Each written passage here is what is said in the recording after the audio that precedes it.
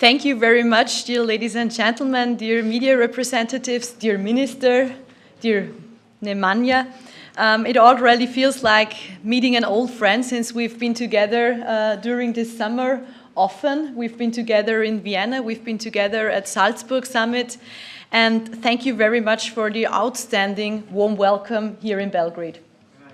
The timing of my visit here in the Western Balkans is no coincidence. Enlargement is the European Union's most important geostrategic instrument. And I'm here to highlight the region, to highlight the Western Balkans, and to underline Austrian support here for the accession process towards the European Union.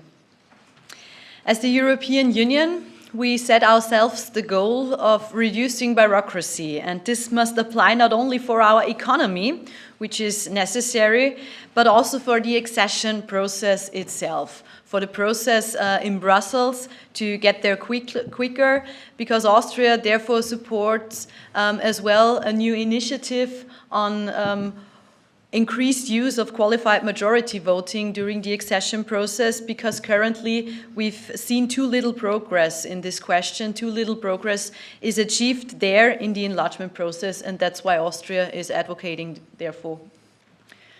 Austria stands for a merit-based approach, and that means that both sides, the candidate countries and the European Union, must deliver. We need tangible results for the people living in the region, otherwise we will risk losing support for the EU accession process. And let's be clear, it's not just about losing support from the pro-European citizens there, it's also about losing the credibility from the European perspective. If we continue to apply different criteria to different candidate countries, we will lose our credibility as a European Union, and therefore we are against a fast-track procedure. We want the same rules to apply for everyone in every candidate country. You only have to take a look at the map to see that there is one crucial piece missing, one large piece missing right in the middle of Europe, namely the countries of the Western Balkans. We must close this gap in the heart of Europe for the sake of our security in Europe, on our continent, for our economy and our bilateral relations, but especially for the people, because we belong together. And let's be clear as well, in this case, there is still some way to go. But very big steps have been taken recently, which almost no one is talking about. Serbia recently adopted the most modern judicial constitution in Europe. Courts and public prosecutors' offices are institutionally independent on paper and increasingly in everyday lives.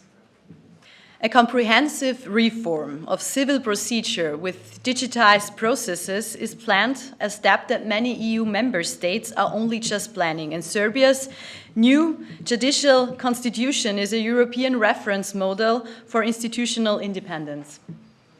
As a close partner, I encourage you to continue on this path. Help us to help you to convince the skeptical EU citizens, but especially the skeptical member countries of the European Union, convince them with saying that it's beneficial for both sides, for everyone. The Western Balkans have been waiting in the EU waiting room for far too long, and it's high up to live up to our promises. To deliver and to live up to our promises is one of my main topics as a responsible minister in Austria for European affairs. So I'm looking forward to continue our good bilateral partnership, dear Nemanja, and let's get going, dear friends. Thank you very much. I mentioned it before in our meeting. We, as Austrians, want to see Serbia's future within the European Union at the table of the Council.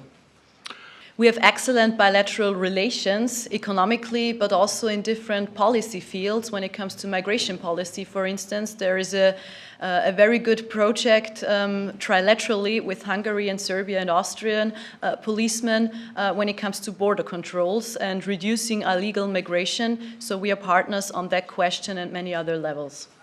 And we see a further potential of bilateral co-working and cooperations in different fields. And when we want to get use of that potential, we must continue the European path of Serbia.